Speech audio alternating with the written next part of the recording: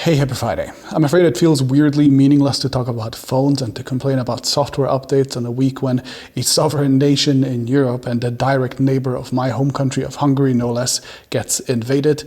But if you're here to take your mind off of all of that, then I suppose I have some tech news for you. Also, we have our usual quiz with 20 brand new questions for you to test your tech knowledge on. Check that out down in the description, and let's get started with the Friday checkout.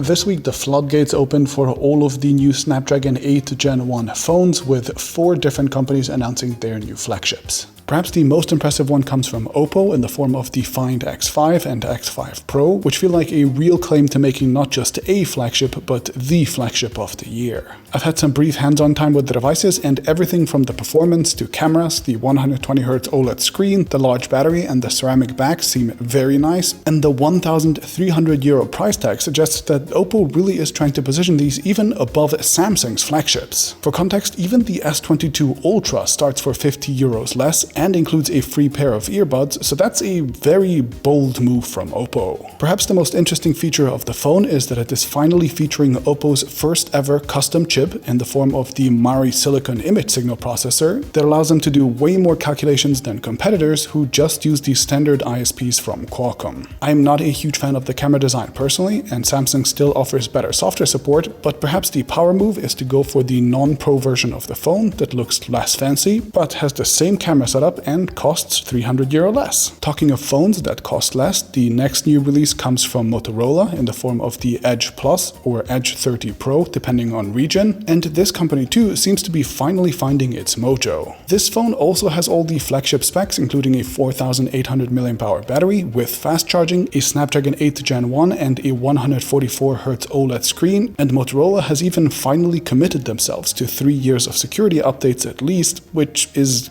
kind of a minimum at this point, and so the only real downside is a fully plastic build and a camera that seems mediocre. If you need any indication about it, one of the 3 cameras on the back is actually a 2-megapixel macro shooter, so yeah, you can guess the quality. Anyway, what is the weirdest thing here is that in India, this phone costs about $660 USD, which is a very nice price, but in the US it starts at $1,000. So depending on your region, this could either be a killer deal or a pretty bad one. Then, moving into ultra-aggressive territory, Vivo's sub-brand IQOO just brought the 9, 9 Pro, and 9 SE to global markets, including a special edition one in collaboration with BMW Motorsport for this striped design. All of these phones cost well below $1,000, but they feature a bunch of high-end specs, including Vivo's trademark gimbal stabilization for their cameras, 120Hz charging for the top 2 models that will get your batteries full in an insane 18 or 20 minutes, and also the largest fingerprint reader ever. Yeah.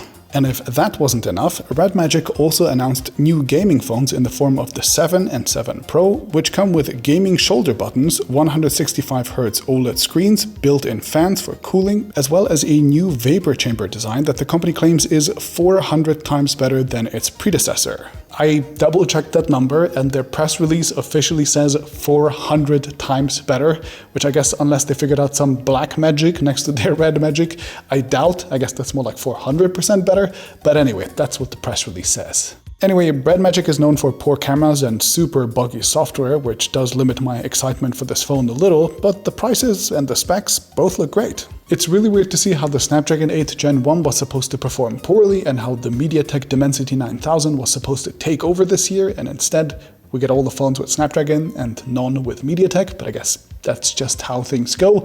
And anyway, beside phones, we also have 2 other big releases this week. First, the PlayStation VR2 design has just been announced and it looks pretty great. It now has inside-out tracking, so it can connect to a PlayStation 5 with a single USB-C cable and without the need for external cameras. The headset has 4K 120Hz screens, foveated rendering, and 110 degrees of field of view, together with lens adjustment and eye tracking. And Sony has also announced a game called Horizon Call of the Mountain that will be built built for it, hopefully at launch. And finally, Panasonic has also announced the GH6, which is the successor of the camera that I'm filming this on right now, and the camera that I filmed all of my YouTube videos on for like 4 or 5 years or so. This is probably the last major video camera that will release with a micro four thirds sensor. That refers to the size of the sensor, if you didn't know. The rest of the industry has moved on to much larger full-frame sensors, but Panasonic is betting that there are enough people still fond of the more compact lenses and better stabilization that you can get from this smaller sensor, so that turbocharging this with things like 4K recording at 120 frames per second and internal ProRes video recording one more time will be worth it. And I have to say, I am at least a little tempted to upgrade. If you are a camera nerd, let me know down in the comments whether you think they are right or whether it is just time to move on to full-frame sensors now. Okay, so an insane number of big new releases this week, and since the release highlights took me so long, I'll only do 3 quick stories next, starting with Blackberry. Specifically, the third death of Blackberry happened this week as Onward Mobility has announced that they are officially shutting down. If you remember, Onward Mobility was a Texas-based startup that bought the rights to revive the Blackberry brand for a second time about a year ago, after Chinese electronics giant TCL's plans to revive the brand with the Key 1 and Key 2 failed, despite getting a pretty decent hardcore following. The startup thought that phones with physical keypads still had their place in the market, while rumor has it that the Blackberry company, which has since made a mildly successful pivot to making security software and services, eventually just wanted to, quote, further distance itself from its days as a smartphone vendor. That might be so, but I also can't help but think that maybe this is one of those things where a few loud nerds on the internet keep shouting about the thing that they love, and so it seems like there's a market when in reality that market is like this small. It happens quite often with us nerds. Okay, my second story of the week will be good news for Samsung in that the S22 series now finally seems to be selling like hotcakes. The phone had over 1 million pre-orders in Korea so far, which has just barely beat their previous champion, the S8, that held the record until now. Apparently the flagship series also set sales records in India, and while we don't know about other markets yet, this definitely seems like a great sign for Samsung. Of course, we have to keep in mind that this is basically the S series and the Note series rolled into one now, so maybe it's not an entirely 100% fair comparison to its predecessors, but still, after years of sliding sales figures and very disappointing performance from the S21 series, it's good to see that Samsung might be gaining some ground on the high end again. Previous reports already claimed that Samsung was forecasting much better sales for the S22 series internally as well, and given that the Fold and Flip are outperforming expectations too, it looks like an overall great place to be for Samsung. Apparently the Ultra also dominated sales with 60% of the pre-order volume, which is very impressive, even more impressive, but of course early sales are always driven by hardcore enthusiasts who are getting the best of the best,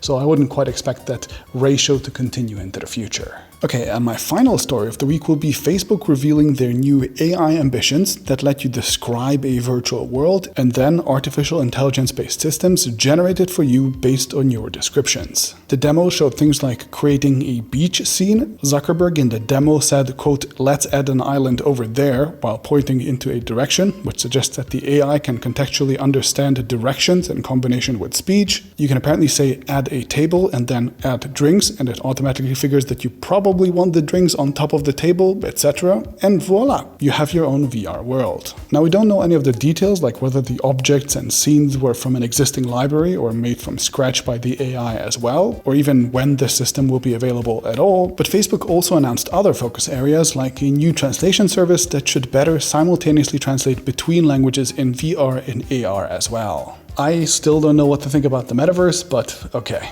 I was supposed to have a sponsor at the end of this week. It was CuriosityStream, but it feels really weird to be selling stuff while there's an actual war going on, so I don't know. Enjoy your weekend if you can. I really hope the situation gets resolved without too much bloodshed, and I will hopefully see you next week.